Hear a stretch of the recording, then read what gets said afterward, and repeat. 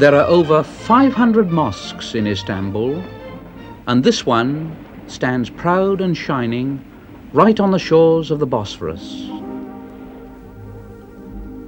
The Bosphorus is a beautiful strip of water that separates Europe from Asia. The greater part of Turkey lies in Asia, south of the Bosphorus, and a small chunk of Turkey tags onto Europe in the north. Istanbul spreads itself along the northern seaboard. It's a funny thing, but people always like to build their houses as near to water as possible. But along the Bosphorus, they practically tumble themselves right in with rickety timber lash-ups, concrete cubby holes, and elegant summer palaces. The Bosphorus is a mild sea, a gentle sea. No granite walls needed to hold it back. A sultan could afford to spend his biggest bag of rubies on a delicate dream house like this and know that it'll never get washed away. Could you be happy there with 100 wives? It's a job to say. And it's a job to say just what we're looking at now. I'm on a half-day excursion trip up the Bosphorus as far as the Black Sea, and no one on our little launch seems to know anything about anything. The guidebook says that we shall pass many fine residences and some picturesque fishing villages. Now, is he a fisherman? No. But they look like fishing boats. That must be a picturesque fishing village. I wonder what picturesque fish live down there. And there's another fine old residence. Oh, pity. I suppose the upkeep and trouble with the servants, and 47 of the wives never really liked it.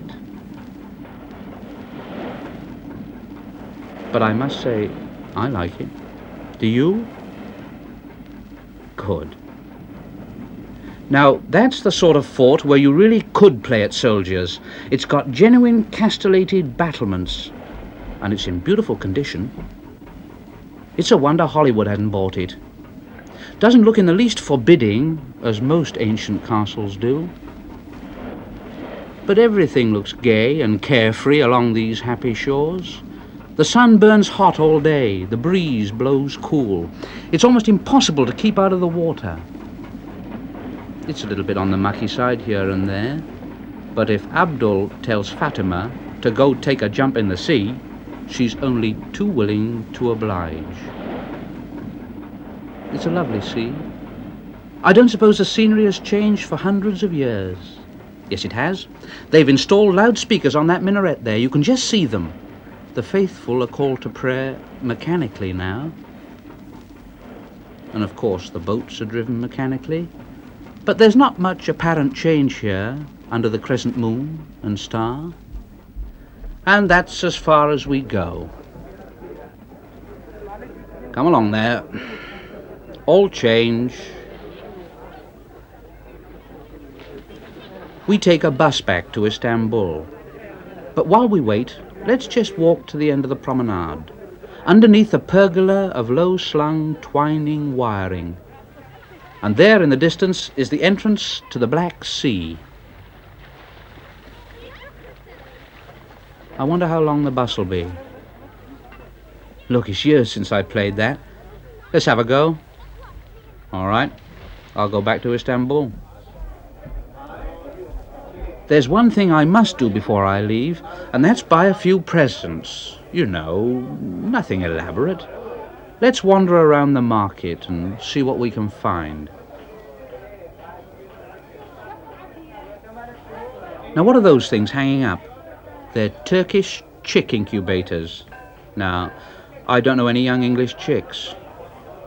Now, there's a nice-looking fish fryer, if you like that sort of thing. And what's he battering at?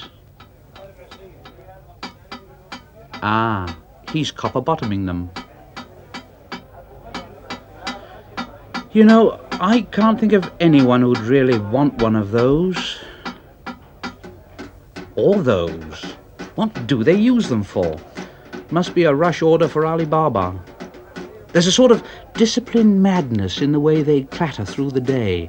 Every hammer tap, bang on. And look at this brilliant young smith and his 2 fire devils. He's tin plating a great copper tray.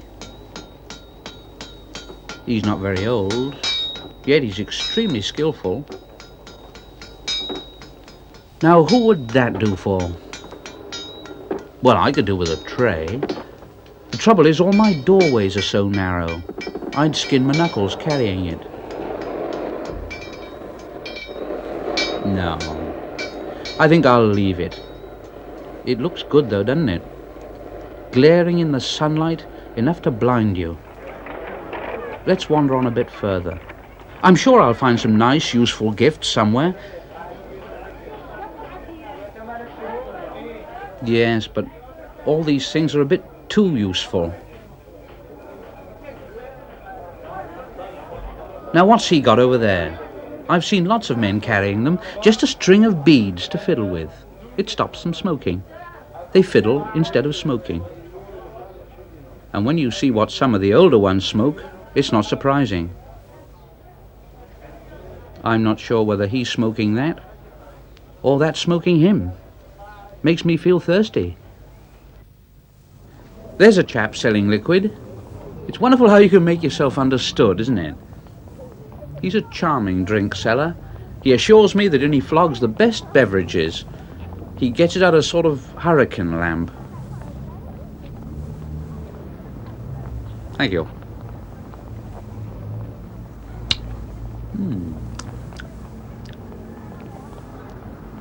Not bad.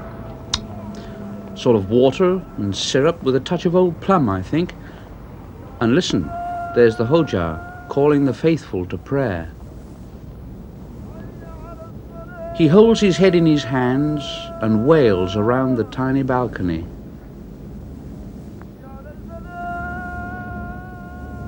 But nobody seems to take much notice.